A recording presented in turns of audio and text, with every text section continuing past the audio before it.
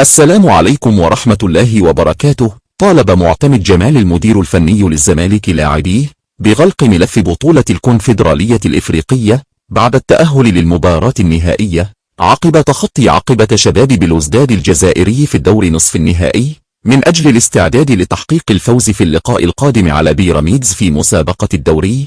ويعد هذا اللقاء من المحطات الحاسمة في مشوار المنافسة على لقب الدوري هذا الموسم، بينما يسعى بيراميدز للفوز على الزمالك ليتصدر جدول الدوري وتزداد فرصته للفوز باللقب لتعويض خروجه من دور إفريقيا.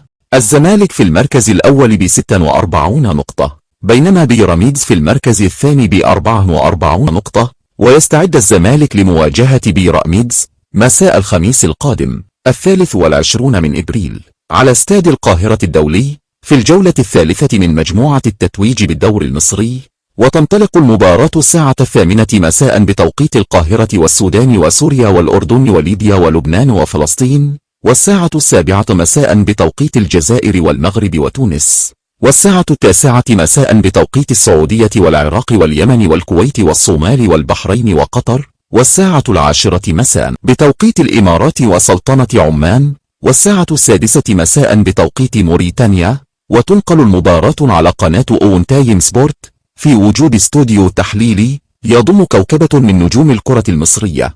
وإلى لقاء جديد. السلام عليكم. لا تنسوا الاعجاب بالفيديو والاشتراك في القناة تشجيعا لنا لنستمر بنشر المزيد إن شاء الله.